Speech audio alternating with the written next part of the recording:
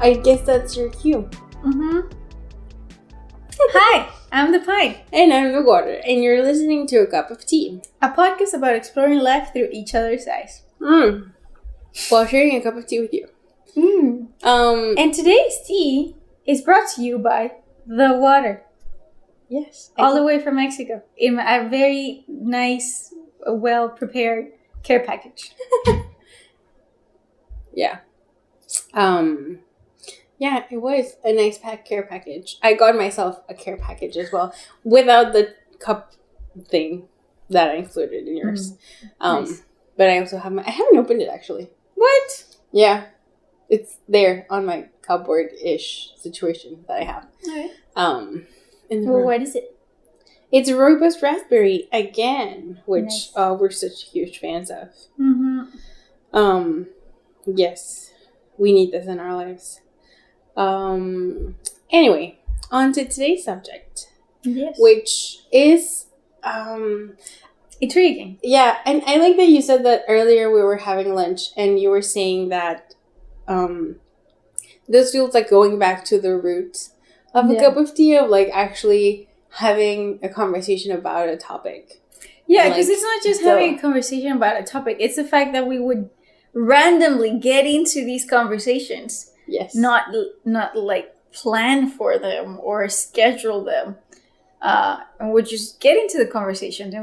And that was what a cup of tea was about. Yeah. And then scheduling problems and migrating and a bunch of stuff. Where it's like, going back to ideas of things that we wanted to talk about, but they weren't in the moment. They weren't fresh. But this one is, because we were just talking about it today at lunch. So, if you follow the internet, I mean, maybe... It's a vast place. It is a vast place. So... Kid, do not kill my pillow. Sorry. Sorry. If you're just listening, Safita's trying to kill the pillow. Or us. whomever. And yeah, she's very murderous today. She is. Alright. Anyway, so we were, I mentioned that, and this is not to be gossipy, I feel like this, kind of requires a disclaimer of sorts. Okay. This is not to be gossipy, and this is not to, like, hop on the train of, I don't know, being facetious about it, but the Try Guys split, kinda, recently. If you know who they are, the Try Guys. If you don't know who they are... Yeah, because I don't quite follow them. So they're this YouTubers group that was born out of BuzzFeed. When BuzzFeed was a thing, and these guys were producers in BuzzFeed, and they started this series, I guess, that... Where they call the Try Guys, yeah, and they try things. Like, the Try Guys try waxing, and the Try Guys try, I don't know, drunk driving, or, so they built a brand around it, and then when they left BuzzFeed, they started their own company, with their content, and they expanded on it, and they started to build, like, a big thing. I think they're big YouTubers. I've seen one of them in, like, different shows and things. Yeah. So they have, a bunch of stuff happening. They just started to have, or to, I don't know if release or record at least, a show with the Food Network, which, like, I mean, that's I think, a big deal. And recently, one of them, Ned, who built a brand, like, or a persona, around being this guy who's very loving towards his wife. She's always mentioned in one of the episodes where Ned says something like, "Oh yeah, like my wife, like Ariel, yeah, like that." And so I think it was last week that I found this post on Instagram that said something weird. I was like, "What is this?" And it was the post that he shared, saying that he had separated from Try Guys and he was dealing with stuff personally, because what happened is he had an affair with one of the Try Guys company employees. And so we were talking about it because they uploaded this video. Now the Try Guys, like, clarifying the situation. The 3 Try Guys. Yeah, the 3 remaining Try Guys. And we were, and you said, that. So you sent me the Instagram post, and like I said, I don't quite follow them, but I know about them, and because we are doing our thing, so like I guess it's good to keep an eye out for those kinds of companies and YouTubers and people that we admire, and in that way. And as a fan, I was really shocked, because like I told you, like Eugene and Nick and Ned are like my 2 favorite Try Guys. So I was like, what is this? I like Eugene. Yeah. That's the one that I know. I like. Anyway, sorry. Keep going. So, and then for some odd conspiracy reason, my Instagram showed me the wife's post, and I shared it to you, and you were like, "Oh yeah, I saw that." And we were talking about it at lunch because you saw, I guess, the video where they talk about it, and they seem very upset. And that got us to like talk about because I guess they were talking about how he was no longer part of it, right? And something in it, because I wasn't quite paying attention to the video, we're like talking over it. Yeah. Something about it just made me go like, I feel like that's not the way, maybe business wise, that's what we're saying, whatever the business, because something that I did hear in the video was that he was not representing the values of the company, which I can understand that. So business wise, but then I asked you, I wonder if friends wise, they're mad at him if he's, erased from the planet of Earth or like what?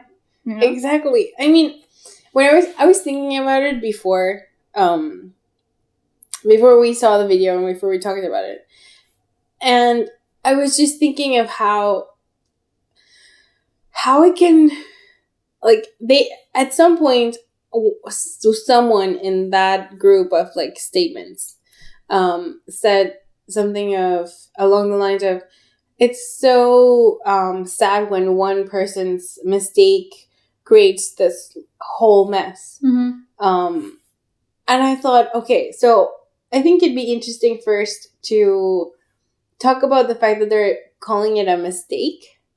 The way people refer to affairs in general by calling them mistakes. Oh, I made a mistake.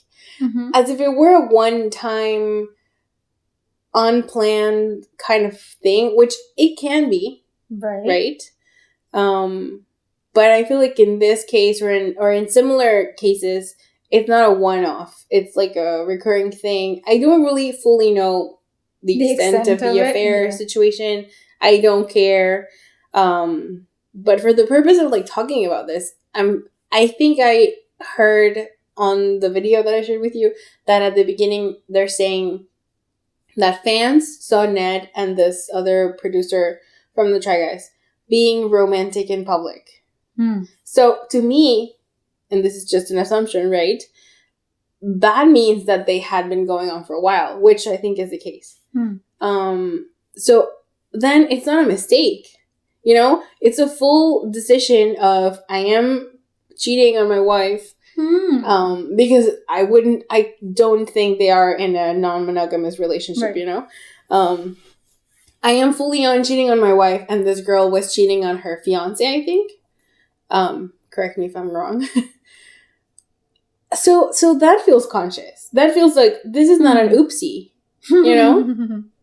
And so on the one hand, I can feel the anger maybe that Eugene had on the video of he could feel betrayed by his friend who said he was presenting like this face and then turns out he was doing something completely different or the opposite. But do you think the anger would come from what the mess of so the affair, whatever, would they be angry because of the mess that it causes for them as a company, as a team? Or do you think they're angry at him in a what you did was morally wrong. I don't think. I mean, I can't speak for them. Right. But on the one hand, I do think there's like a personal sense maybe of betrayal of it. I don't know. I think we'd have to see whatever they say about it. Because on the one hand, who the hell cares? Right? Who the fuck cares? It's not their relationship. It's not their marriage. Exactly. So the people that care are them. Yeah. Right? But I can see how, because it's like a whole community that they've built around it. Mm-hmm. So it's like if you, let's say one of our friends, I don't know that we've had this situation with our groups, with our friends, groups, but if we're friends with a couple, it's like choosing sides, you know, like that situation where, they broke up. And now you have to choose who you stay with, kinda, which is maybe stupid, but, so, because I feel like they had this community built around everybody, it's not just that the company is affected, but they are affected, like as a group of friends, where because they run a company together, personal things can get in the way, maybe? See, like, this is what I'm wondering. So, if it's, I wonder if they are separating the personal from the business. Yeah. Or if, because they are so upset, because, okay, we were also, when we're just trying to talk about this before we stopped ourselves and decided to record it, there was this thing of, I've had a conversation with Pablo about some movie, like it doesn't really matter, where there's a politician or an important, maybe a reporter or something. I don't remember. And so they're very good at what they do, but they have an affair. Yeah. And then they get demonized because they had an affair. And I was like, okay, but that's their personal life. Yeah. So if they're great, don't they, let's say that they're a doctor or, yeah, sure, a politician, although those are not very popular. But if they're great at what they do, shouldn't they keep doing it and leave the personal stuff in the personal space? Yeah. But Pablo is like, no. So let's say that it was a politician and they are portraying this set of values that they want to portray. Did I just say they're portraying this? Yeah. Projecting? Yes, exactly. So if they quote unquote fail, if it's seen as a fail in that personal sphere of theirs, then that sort of translates into the professional one because they're not living up to the values that they want to transmit. But I don't. I mean, I think, when you were saying that, it got me thinking about how a while back, I don't know if it was for a class or some scholarly thing that somebody asked me, or we were talking about the difference between American politicians having affairs versus European politicians. Okay. And there was this big distinction because there was the Bill Clinton case in the US, and then there was I think it was Macron, the French, how do you say it? President? Yes. Sorry, guys, face. Who also had an affair. I don't know if it was him, but it was a French president. And in France, people don't give a shit. They really genuinely don't care. It's like, sure, it's their personal shit. And I think I'm not that well versed in like French culture, but having affairs in general is not that huge of an affair in France because they have a very sexual culture, maybe. So they don't demonize it and they don't make a big fuss about it whenever it happens. It's like, it's their life. Why should I care? I just care that he's doing his job. So I guess it's a cultural thing. Well, like, I can see Pablo being used to the way things are, like, in the US, where, oh my god, he cheated on his wife, and he's the president. Like, the morals of it. Yeah. You know? What is this? What does this represent? Does that mean that he's cheating us as a country now? So, it's, like, extrapolating it into his work, which doesn't necessarily translate. Right? I feel like it doesn't, because... I don't know. I feel like then we get into... So let's say that a politician is like all for family values and whatever, but then they have an affair. One, we don't know what's going on in their life. Yeah. Right? And it's not to justify having an affair, you know? I'm all for communication and honesty and open relationships, you know? Like, do it the right way if you want to do it. Not by cheating and lying and, you know, like, that's not the way. But... does it, like, that idea that because a sphere of their lives, you know, because we're very multifaceted beings. We have so many spheres of ourselves, and we're someone with our friends, and we're someone with our partner, and we're someone at work, and we're someone, and it's not necessarily, you know, like a hypocrite thing. Yeah. It's just normal human behavior. So I feel like it's judging a person based on a relationship that we pretend that we know, you know, because celebrities, we pretend that we know what's going on with them, but we don't. And I feel like it speaks to the problem of following celebrities to that point that the US does. Yeah. Yeah. I was thinking about this whole thing of the private life, because I was reading an article about Emma Chamberlain yesterday, and she says that she never talks about her private life. Like, there's a very defined line of what she talks about, and she will never say whether she's in a relationship or with whom or whatever's going on personally for her, which is a good line to draw, I think. And so I guess that if you take it first as a company problem, like as a I don't know what to call it, but as a breach of contract issue, kind of, I can see why it could be a problem, like what I was telling you earlier. Like, yeah, you mentioned, like, if there's like a clause in your contract, like, say you and I in our Planet and Water company, we have a clause about morality. Like, we cannot do anything that jeopardizes our brand because of improper moral conduct or whatever they say in those. Then yeah, sure, we have grounds of, like, I don't know what we could possibly do to break that, but I have an affair, right?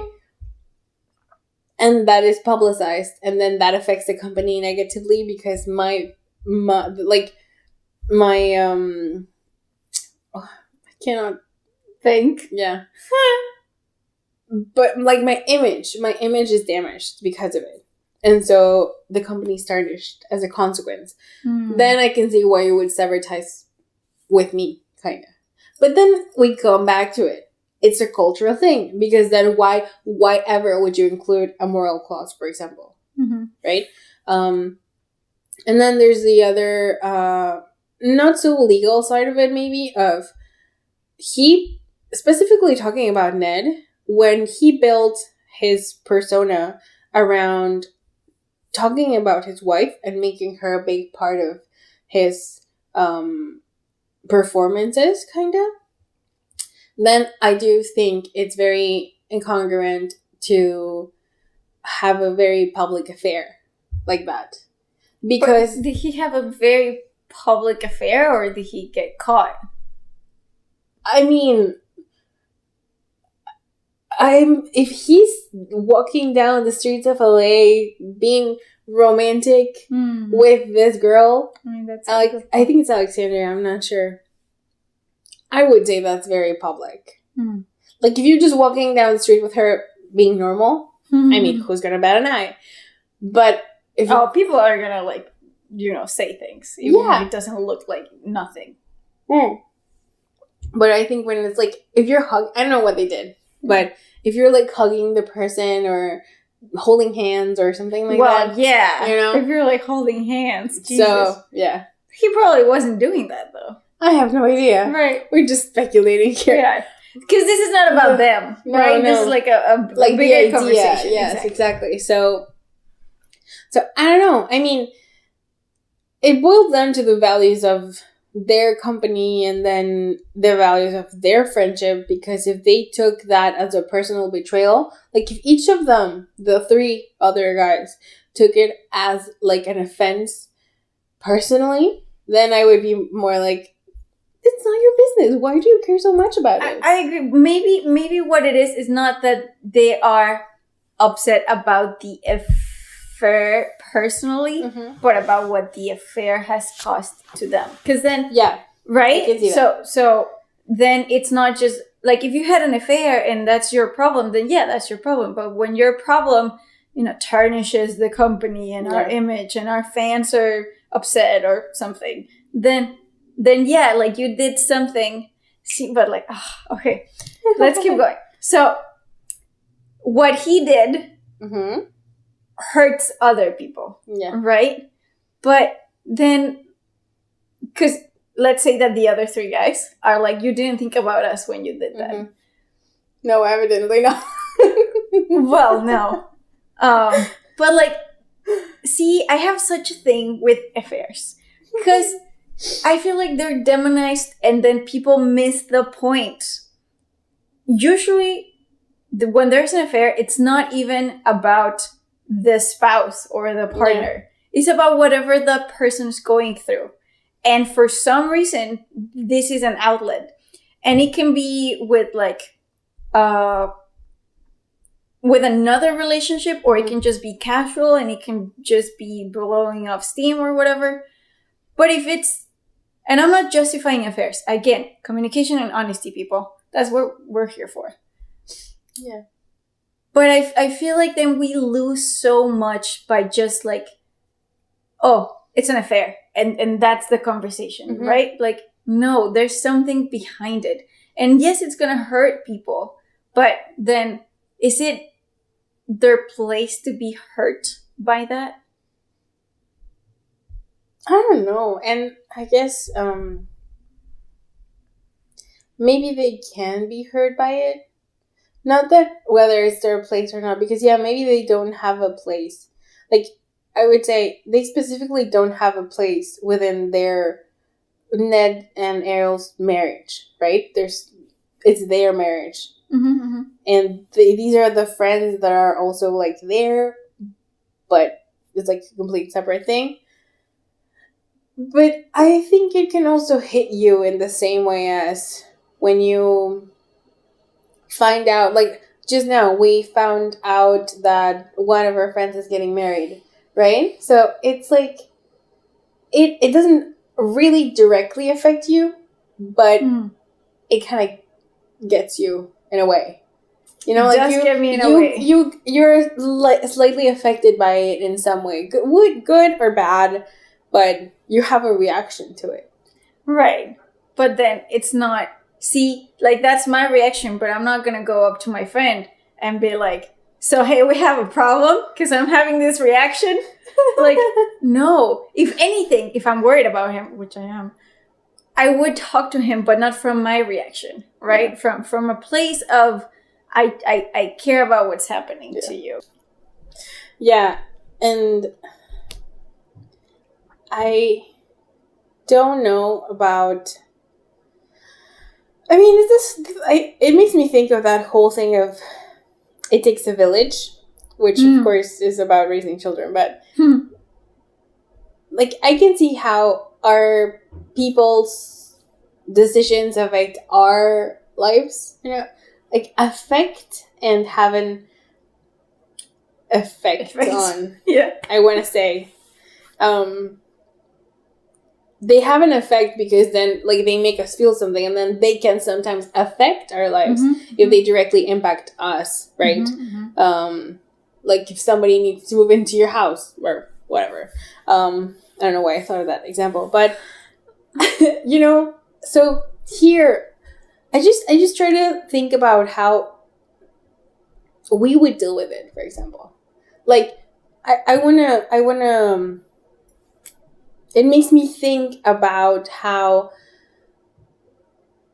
do you overcome these kinds of problems when you are working with people that are really close to you. Right. And so there's a very intertwined work relationship and personal relationship. And it can be hard to separate both, which is what I think ended up being happening in this case. Well, that's what I was wondering, right? Because when we were watching the video, I was like, if they're just cutting him off and they're mad at him, I don't feel like that's the way, right? Because we even said this thing of like a life of good, and then there's the one bad thing, and that screws us up forever. Yeah. It's like, I don't particularly agree with it. I feel like if, let's just say that this is a mistake, just for sake of argument, because who are we to judge? But if it is a mistake, then that, you know, I don't feel like it should demonize the person. Especially when it's something that it happened over there and it is up to him and his wife to figure out what to do with the mistake. But here, ourselves as their friends and the company and whatever, I feel like it's more about listening to, I don't know. This is where I worry, because apparently therapy has told me that I'm very understanding and empathetic to a fault, where I cannot set boundaries because I'm more worried about understanding the other person. So in here, I'm like, oh no, we should hear him out. We should like see what's up. You know, he's going through something. That's why he had the affair. That's why he didn't tell anybody. Because if he's best, because okay, I also had that question of like, they didn't know, but they're his friends. So where's the like, you know, because there's this sort of toxic thing, or I don't know if it's toxic, right? But to me, it seems toxic. Of like the bro thing, where he has an affair, but the bros know about it. They don't tell the wife, but these guys didn't know. So what was he going through? Maybe he actually wasn't going through that much, and he was ashamed, and he just knew that it was wrong, and that's why he didn't tell anybody. Well, then fuck off, I guess. But was there a conversation? Was there an empathy about it? Or do you feel like I'm being empathetic to a fault? No, I don't think you are. And, you know, I was just thinking, kind of like to go back to something that I don't think we fully talked through. The affair thing and how severe it can be, or good or bad, like, which I think ties into this. It reminded me of, so I just finished reading Conversation with Friends, which I think I talked about in another episode. And very much like The Unbearable Lightness of Being, it's about this kind of relationship between four people, or the relationships these four people have with each other. And, I mean, in this particular case, we'd be talking about 3 people maybe, or 4 people if you consider the company a 4th person. But in those, specifically talking about those books, like or those stories, yes, it isn't, the affair is never about betraying somebody. Or maybe not even about not loving somebody. Yeah, that's else. Like, it's usually about yourself. Yeah, so because like it's a symptom, people. It's a symptom. Oh my goodness. Taking Conversations with Friends, for example. There's a marriage, and there's 2 friends who have been together on like in the past, and then sort of get together again occasionally. Are you spoiling it for people? No. Or not really? Okay. Just wondering. So it's this conversation about whether the marriage, who the wife has cheated on the guy, and now the guy is cheating on the wife, and so what is the relationship with that cheating, and where does that lead you? Like, does that mean that you're gonna end the marriage if there's serial cheating, or does that mean that you're gonna open the marriage? And what does the affair mean to you? Also, like, so if you have, in that same way, if we're multifaceted and we get different things from different people, well, what does this relationship give you, and what does this other relationship give you? Like, maybe the marriage provides stability and comfort, and the affair or the secondary relationship provides, I don't know, something new, like a new experience, or a new side of yourself, or that kind of thing. And then the fact that I can see why, like, I personally can see why it can be devastating to have somebody cheat on you. But again, I guess it has to be talked out. And and there are people who can deal with non-monogamous relationships, obviously, and there are people who can't. Yeah. Right? And if you're somebody who can't deal with it, then sure, fine. And I can understand that you feel betrayed, and I can understand that you need to work on your main relationship or your original relationship or whatever. And then I can also see how, if the cheating or the affair or the other relationship happened with somebody you know, like that somebody that the couple knows, I can also see how that can be really awkward. And then it just seems to me like you go back to your spouse and you talk about why things happen, and then see where you go from there. Exactly. Right? Yeah, because it doesn't mean that because you hear them out, you're going to forgive them. Yeah. Or you're going to be okay. Because maybe, I guess it's complicated, because part of me is also like, is there something to forgive if it's not about you? I mean, I think... But I guess there can be, because it's stipulated as a couple that you do not cheat. So if you do cheat, then there is something to forgive, right? Because you stepped out of the boundaries of the relationship, right? Otherwise, you talk about opening your relationship before you actually do something, right? Yeah. So anyways, let's say that there is something to forgive then. I don't know where I was going with that. Well, I was just thinking about how, I think it's something that they said in the video, like how that thing affected all of them, and then I don't remember exactly how it went, but it gave me this idea of where, of how we keep marriage on this pedestal. Yeah. As a social construct that, I mean, to a point, I agree. Historically, it is very relevant. Society has been built upon the idea of marriage. It helped facilitate economic transactions and build societies and, all that stuff. But now, the idea of marriage, I think, is very different, right? And there's a part of society that has evolved to adopt that newness of what a marriage now represents. Are you talking like the way before it was very transactional and loveless, and now it's very loveful? Yeah. In a way. Like, it can be a very, like, a decision you make out of love. Like, I really want to be with this person forever. So this means that I'm making a commitment to this person to do whatever, right? So it's like literally a contract. Yeah. And then there's this thing that I was remembering of how a long time ago, my brother asked me one time, he was like, so you're never getting married? Mm-hmm. And I said, I don't know. Because to me, it just seems like a paper. Mm-hmm. Why would I need a paper to prove to somebody that I love them? Mm-hmm. It doesn't make sense to me. Maybe there comes a point where it is relevant for me to have a paper. Like if I need it for government purposes, for tax, I don't know.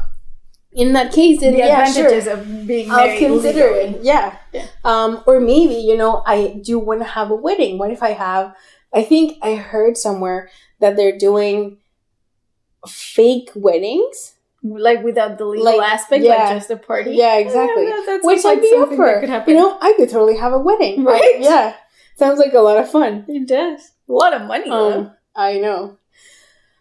So that's like, you can have a marriage and you can have a wedding and they're not the same thing, for one. And then within the marriage thing, you can have a theoretical marriage without the paper that says that you're married. Mm-hmm.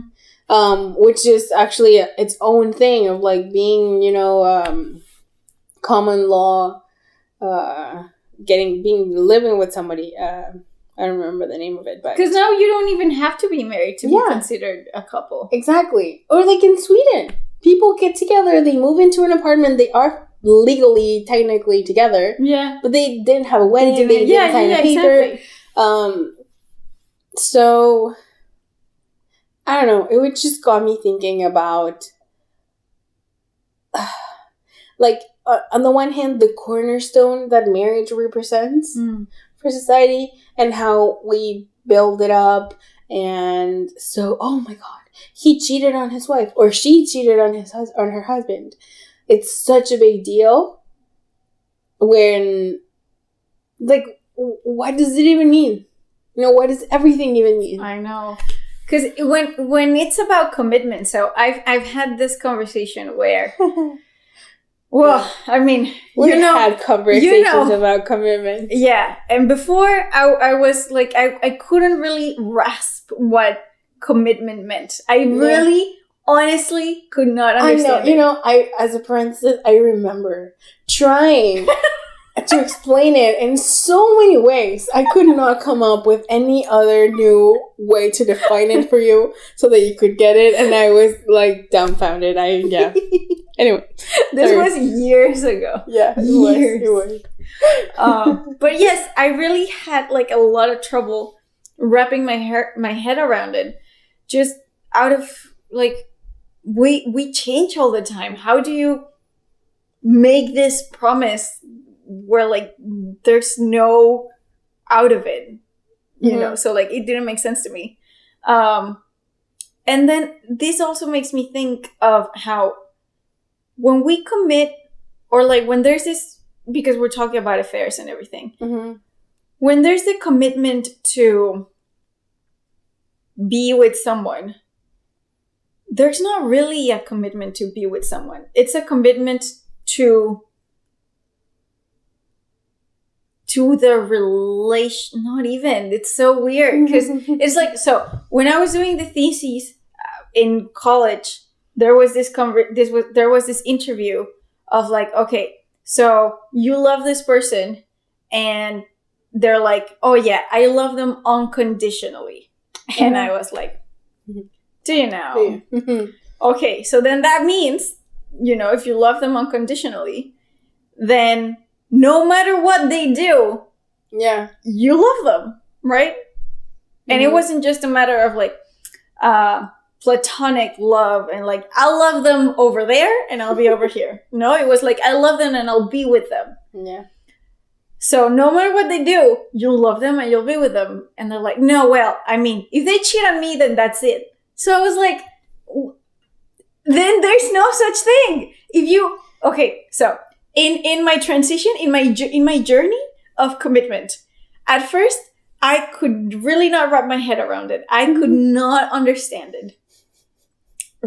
Truly. I even went to therapy about it. So, no. And then I really, gave it a lot of thought. And this is where it gets, I don't know if tricky. Because to me, if I do get married, I feel like it cannot be this close of like, if you cheat on me, if you do this thing, then that's it. Because then where was it? You know? And so here is where the am I empathetic to a fault thing can happen. Okay, so the cheating thing, I feel like I am very aware of where I stand with it, where it's like, you need to hear me out or I need to hear you out, whoever did the affairing. and we need to figure out why it happened and what do you want to do about it. Because the person having the affair had it and they want to continue having the affair. They want to move on to that relationship instead of the one they had with you. And then that's nothing. There's nothing you can do about that. Or they had an affair, but they want to stay with you. Yeah. So then how do we make that happen? Because you got to listen to the other person and be like, why did the affair happen? What took you there? And once I've heard you about why the affair happened, then you need to hear me about how the affair affected me and then we both need to have a conversation about how we're going to work on staying in the relationship, right? So to me, that's commitment, right? It's not like, oh, so they do this thing and that's it. But then where it gets tricky, what if they hit you? What if they hit you? Yeah. Like physical abuse? Yeah. Oh, you run out of there. See? I agree. See, that makes sense. You should run out. But again, am I empathetic to a fault? Am I just like looking for the psychological reasons behind? Because let's just say I've never been in a physically abusive relationship, right? And I've like not quite seen it per se, you know, like my parents weren't in a physically abusive relationship, right? So I have very tiny segments of looking at relationship violence. But so what if it's a mean guy that mistreats you, that he's a jerk, that he doesn't only like hit you, or maybe they don't even hit you, but they mistreat you. And they're assholes to other people, or they pretend to be awesome to other people and they're assholes to you, right? If this is a character trait of theirs, well then, get the fuck out of there, right? Like, you're not going to change them. You don't need to change them. You just need to look after yourself. Yeah, definitely. But what if, you know, this is someone that you've been with for years and they're not a bad person. They have never been a violent person. And, you know, what if they fell into depression? See, these are all the things. So like, if they fall into depression, are you going to leave them because they're going to be really hard to stay with? If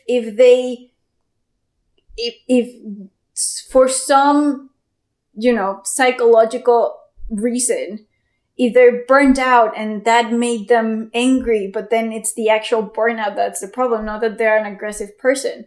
You know, there's all these things that can happen. Is your commitment to the person? Because a person is going to have ups and downs in their life.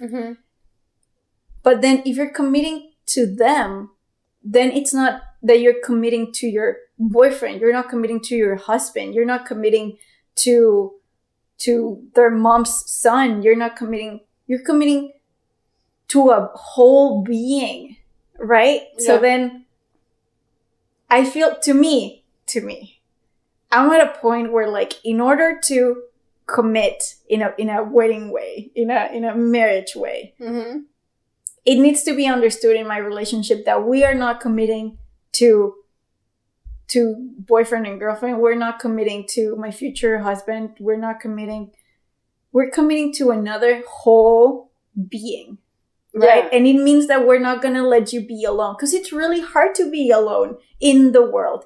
And we can say that we're not going to be alone as much as we want to, but the reality of life is that you will always be alone because you're only with yourself all the time. But still, if you have a partner in life, or like a best friend, and hopefully you have many best friends, but if you have one that is like, we're going to live in the same place and we're going to have kids and we're going to try to do life together, then that's pretty great. Yeah. So this is my rant about commitment and where I'm at this point. No, I mean, I think it's right. And it's kind of funny how you are talking about it. Because I remember you you remember before. The other me. Yes. In which she was so hard to. Very different people. Yeah. And still very similar. Yeah. It's funny. Funny how it happens. And it got me back to that thing of committing to like a person. Not the thing is, this is how I like summarized it. It's you're not committing. I think in general we have this idea as a society or as people that we commit to an ideal of a person. Mm-hmm. Like, oh, I'm getting married and he's gonna be my husband and he's gonna be so perfect. And he's gonna, there's these rules. If you break these rules, then bye. Yeah. But there's this committing to a person thing, that is different, and I think is something that, or maybe we should never commit to a person. See, I'm confused. Go on. No, I mean, I think it's a decision. Is it too radical, like to think the whole, like you're committing to a whole being? I guess that is the choice that you have to make, whether you decide to commit like that, or I can have a set of rules. The enormity of the decision, then you sit down and with yourself and think it over whether you truly want to be committed to this person or not. Because it can have its advantages, right? Like you were saying, it can be social, where you are with somebody that can always have your back. Mm-hmm. There can be a monetary component to it, or I don't know, educational component. Whatever. Whatever the component may be. Exactly. Yeah. So it's like that. The idea, the expectation of what you could imagine you're committing to, and the actual person that you're committing to, right? And then the situation that you're committing yourself into being, because it would not be the same to say, oh, hey, I'm your friend and you can call me anytime, and mean that. But then it's a different situation than, hey, we're going to move in together and we're going to be together for an indefinite amount of time, right? So I guess it requires a lot of introspection and truly realizing that, yeah, you're not committing to your idea of the person. And it's like, it kind of takes me back to what we were talking about in the first episode of, for example, us being married to a project, where you have to think about why you are doing it. Like, we're committing to this because we want to make it work and we want to make a living out of it and like that kind of thing. And it also makes me think of like our friendship, for example. Like, I don't know that I would say that we're committed to each other in like a friendship kind of way. That's a very interesting thing. We don't, as friends, I don't feel like there's this need to commit. Exactly. That's where I was going to.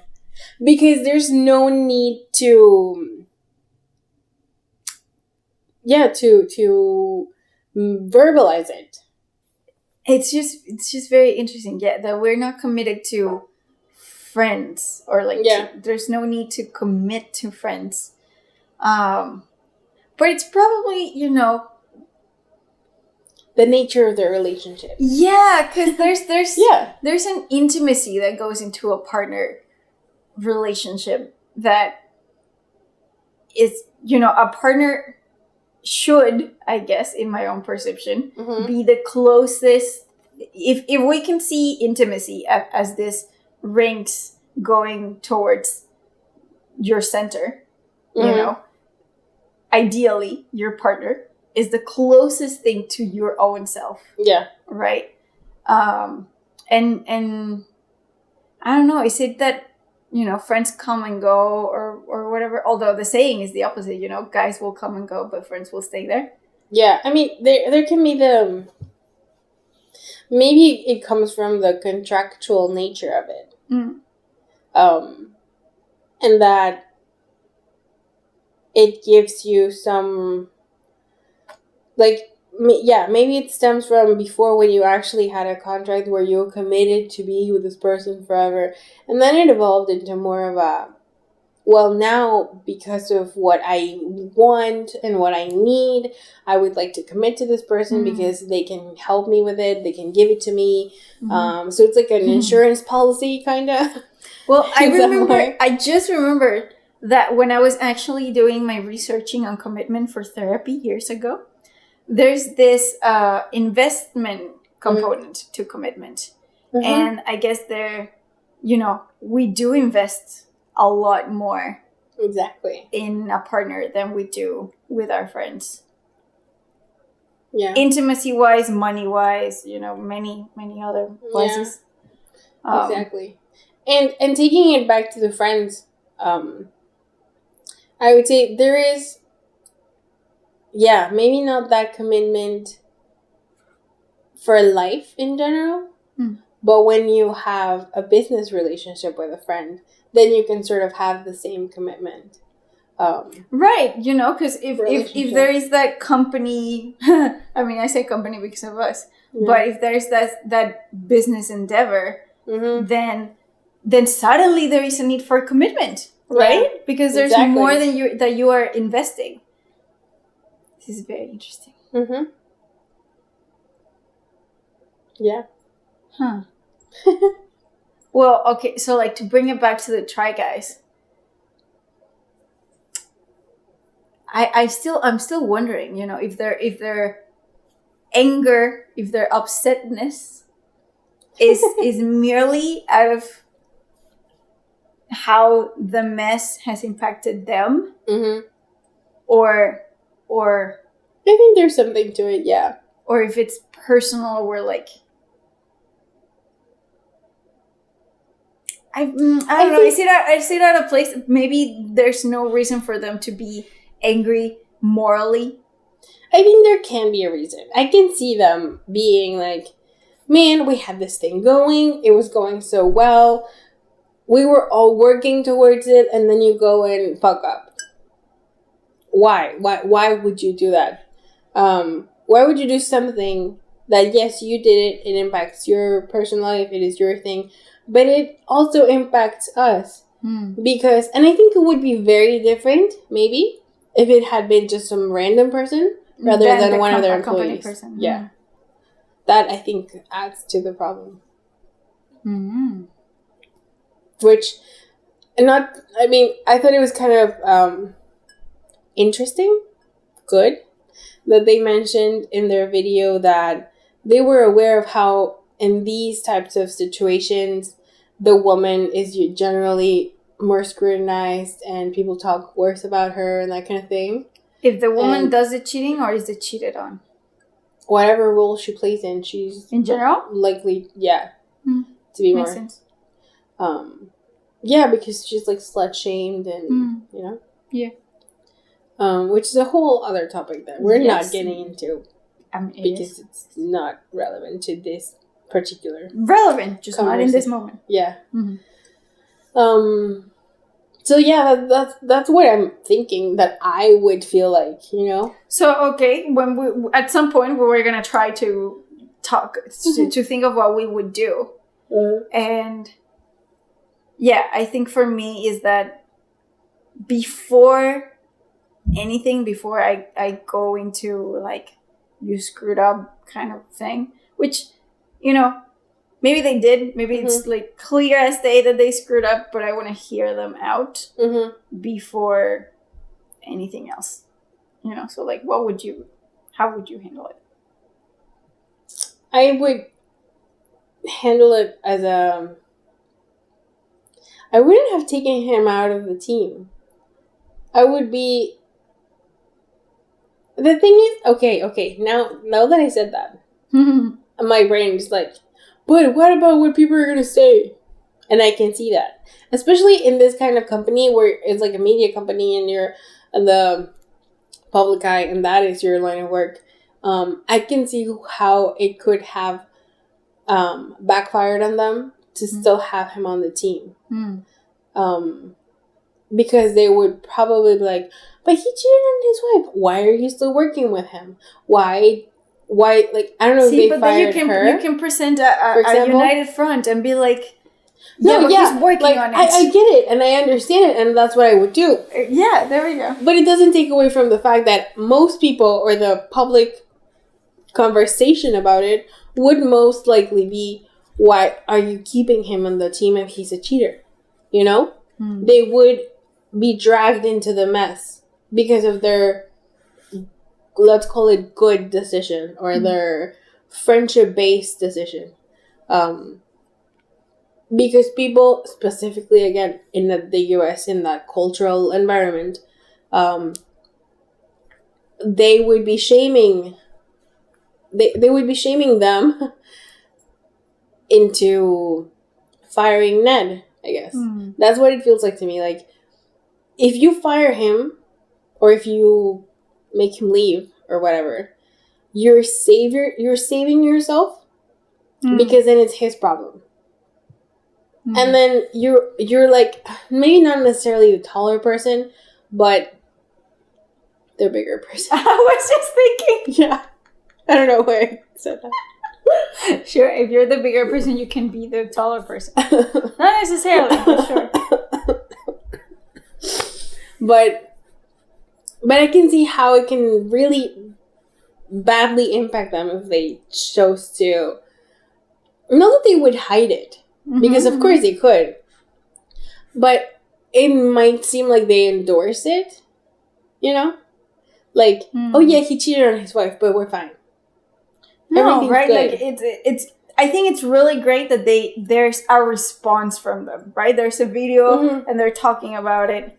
You know, because as a company, I think you could stay out of it, and not talk to people. But again, because of the kind of company that they are, it's very like talk to your audience, talk to the people. So I think that's great. But to me, or you know, I guess we're having a business conversation at the moment where it's like, well, where would our company stand?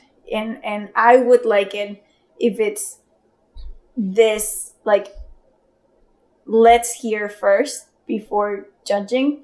And yeah, I feel like it should be a conversation of like, well, what does he, and not even like, I get, so I don't know them. So is the wife a part of the thing? Like, I guess they're all friends. Yeah. They're friends with the wife, right? Yeah, and she has worked on some Try Guys videos.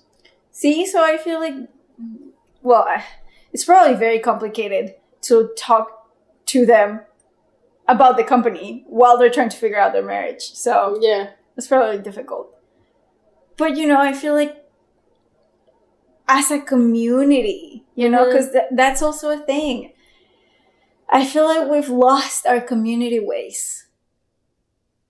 You know, raising a child as a single parent, as a couple, you know, we've lost that community of like, we're all together and the community is there for the individual and the individual is there for the community. So I feel like if we build a community, I would like it to be very like that. You know? Yeah. Yeah. Well, let us know what you think about, about the Try Guys, but like about the idea in general. Exactly. This is not about them. Yeah.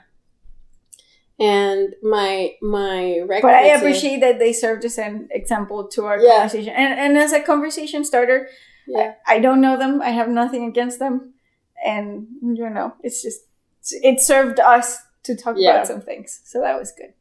Yes, and I hope everything works out for them, for all of them. I hope so too. It will be kind of weird, including the wife, to have three Try Guys instead of 4. I feel like it makes more sense though. Try, guys. Huh? Sure. I always thought it was 3, and I thought it was the weirdest thing that it was 4. No, it was 4. Ned was 2. Especially in the tripod thing. It's like, it's a tripod. I get it's very clever, but again, it messes me up that it's somehow 4 they had to get 3. rid of a 4th member. Yeah. Anyway, well, my rec for today is so before coming here to Canada, Laura, a friend of mine, I don't know, I've mentioned her, but anyway, yeah, friend. She gave me this lip balm that is made from beeswax, lavender, no, Ooh, that sounds lemongrass, nice. and something else. Mm-hmm. And it's good. Like, it's from a friend of hers makes it in Calgary with like local bees, and it's really cute. Like the whole idea, and it's really nice. It gave me like Lush vibes. So my recommendation is, if you're like in Canada or in the US or in Mexico or wherever, where you can have access to a beekeeper that sells their products and they have lip balm, buy it from them. Because one, apparently, and this I learned in my entrepreneurship class the other day, if you consume bee products from local bees, they can help with allergies, apparently. Because bees pollinate, like bees work with the pollen from the plants that you are living with, like in your environment, so they can help manage your allergies, apparently. What? Yeah. Don't take my word for it. I mean, that sounds really cool, though. Yeah. So, helps your lips. Allergies, if you have them. And, you know, your community and beekeeping and keeping bees alive. Yeah. Let's go bees. Yes. Good. I don't know what my work is. I feel I've been disappointing with the Rex. I'll get something good. See, like, I've been trying to get into good stuff. Like, back to reading, back to yoga, and a bunch of stuff. But I don't know that I've been successful. Not really. So, but I'll get better. I'll be better next time, hopefully. Yeah. We'll see you next time. Bye.